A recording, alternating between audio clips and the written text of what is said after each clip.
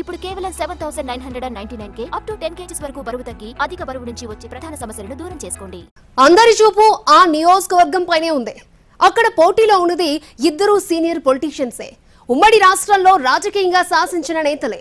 వీరిద్దరి మధ్య పోరు జిల్లాలోనే కాదు రాష్ట్ర రాజకీయాల్లోనూ ఆసక్తిని కలిగిస్తోంది. ఆయా నేతల ప్లస్ పాయింట్స్ ఏంటి, మైనస్ ఏంటి, ప్రజలు ఎవరికి జై కొట్టారు, రాజకీయ ఉద్దండుల మధ్య పోరు ఎలా సాగింది? చీపురుపల్లిలో బొత్స కళ మధ్య హోరాహోరీ. కాపులు రెండు వర్గాలుగా చీలిపోయారా? ఎవరు గెలిచినా స్వల్ప మెజార్టీయేనా? ఏ మండలం ఎవరికి మొగ్గు చూపింది? రాజకీయంగా ఎంతో ప్రాధాన్యత ఉన్న నియోజకవర్గం విజయనగరం జిల్లా చీపురుపల్లి.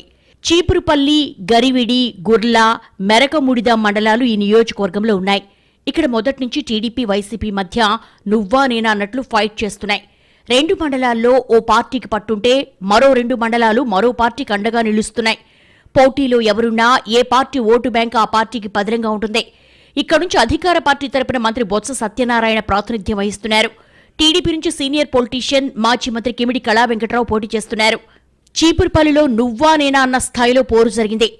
ఎవరు ఎందరోనూ తీసిపోనట్టుగా సర్వశక్తులు ఒడ్డారు. గెలుపు మాదంటే మాదంటూ ఇరు వర్గాలు ధీమా వ్యక్తం చేస్తున్నాయి. ఎవరు గెలిచినా స్వల్ప తేడాతో గట్టెక్కుతారన్న విశ్లేషణలు వినిపిస్తున్నాయి. ఈ నియోజకవర్గంలో 1,98,382 మంది ఓటర్లున్నారు. 2014లో 81.38%, 2019లో 81.38%, 2024లో 83.48% పోలింగ్ నమోదైంది. ఈ నియోజకవర్గంలో అధిక సంఖ్యలో కాపు సామాజిక వర్గం ఓటర్లున్నారు. ఇక్కడ అభ్యర్థుల గెలుపోటములు ఈ సామాజిక వర్గ ఓటర్లే నిర్దేశిస్తారు. అయితే ఇక్కడి నుంచి పోటీ చేసే అభ్యర్థులు ఇరువురు కాపు సామాజిక వర్గానికి చెందినవారే కావడంతో కులాల ప్రస్తావన అంతగా రాలేదు. టీడీపీ ఆవిర్భావం నుంచి చీపురుపల్లి నియోజకవర్గం కంచుకోట. పటిష్టమైన ఓటు బ్యాంక్ కలిగిన పార్టీగా చెప్పుకోవచ్చు. 1994, 1999లో ఇక్కడి నుంచి కులబలం లేని కమ్మ సామాజిక వర్గానికి చెందిన గద్దె బాబురావు గెలిచారు. 2004, 2009లో గద్దె బాబురావును స్వల్ప మెజార్టీతో బొత్స సత్యనారాయణ ఓడించారు. 2009 తర్వాత బొత్స చీపురుపల్లి నియోజకవర్గంలో అనూహ్యంగా తన హవా పెంచుకున్నారు. నియోజకవర్గంలో ఓవైపు చిన్న శ్రీను, మరోవైపు బొత్స సతీమణి బొత్స ఝాన్సీ ఎంపీగా నియోజకవర్గానికి విస్తృత సేవలందించారు. ఈ సేవలే వ్యక్తిగత ఓటు బ్యాంకు కారణమయ్యాయి. 2014 నాటికి రాష్ట్ర వ్యాప్తంగా కాంగ్రెస్ తుడిచిపెట్టుకుపోయింది. అయితే చీపురుపల్లిలో పోటీ చేసిన బొత్స 42,000 ఓట్లు సాధించి రికార్డు సృష్టించారు. ఈ నియోజకవర్గం నుంచి ఎమ్మెల్యే బొత్స 3 సార్లు అసెంబ్లీకి ఎన్నికయ్యారు. 2004లో తొలిసారి గెలిచిన బొత్స ఆ తర్వాత తనకు పెట్టని కోటగా మార్చుకున్నారు ఈ నియోజకవర్గాన్ని. ఆ తర్వాత వ్యక్తిగత ఇమేజ్ పెంచుకుంటూ తనకంటూ ఓ బలమైన సొంత ఓటు బ్యాంకును క్రియేట్ చేసుకోగలిగారు. బొత్సకు పోటీగా మాజీ మంత్రి కిమిడి కళా వెంకట్రావును తెలుగుదేశం పార్టీ బరిలోకి దింపింది. బీజేపీతో పొత్తు కళా వెంకట్రావు కలిసొస్తుందని ఆ పార్టీ నేతలు చెప్పుకుంటున్నారు. అనేక ప్రత్యామ్నాయాలు పరిశీలించిన తర్వాత చీపురుపల్లి నుంచి కళా వెంకట్రావును పోటీ చేయించింది. కళా వెంకట్రావు, మాజీ మంత్రి కిమిడి మృణాలిని ఒకే కుటుంబ సభ్యులు. కళాకు రాజకీయంగా చీపురుపల్లిలో మంచి సంబంధాలున్నాయి. ఆయన సోదరుడు కుమారుడు కిమిడి నాగార్జున ఇన్ఛార్జిగా ఉండడం ఆయనకు కలిసొస్తుందని అంటున్నారు. MP Bellana Chandrasekhar, ZP chairman, YCP జిల్లా అధ్యక్షుడు చిన్నశ్రీను కూడా ఈ నియోజకవర్గానికి చెందినవారే.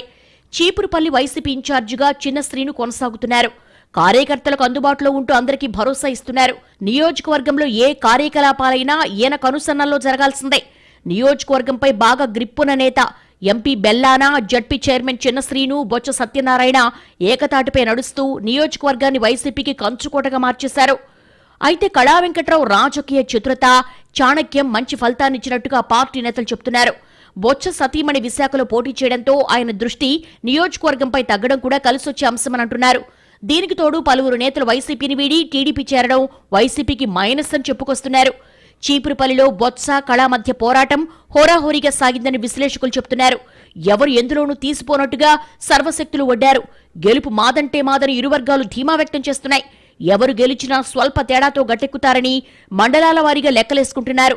ఎన్నికల అనంతరం కూడికలు, తీసివేతల్లో రెండు శిబిరాలు బిజీగా గడుపుతున్నాయి. మండలాల వారి లెక్కలు తేలిపోయాక గ్రామాలు, పోలింగ్ బూత్ల వారి పోస్టు మార్టం కూడా పూర్తి చేశారు. బొత్స వర్గం తమకే మొగ్గుందని గట్టి ధీమాను వ్యక్తం చేస్తోంది. సైలెంట్ ఓటింగ్, పోలింగ్ శాతం పెరుగుదల తమకే అనుకూలమని ఢంకా బజాయిస్తోంది. చీపురుపల్లి టీడీపీలో బలమైన నేతగా ఉన్న వరహాల నాయుడు వైసీపీలోకి రావడం అడ్వాంటేజ్ అంటున్నారు.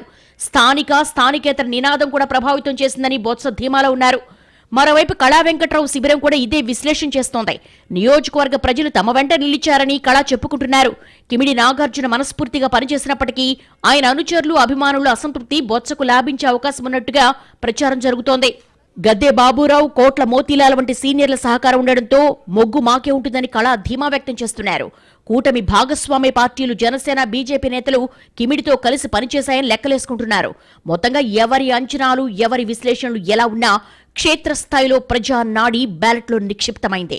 4వ తేదీ విజేతలెవరో తేలిపోనుంది.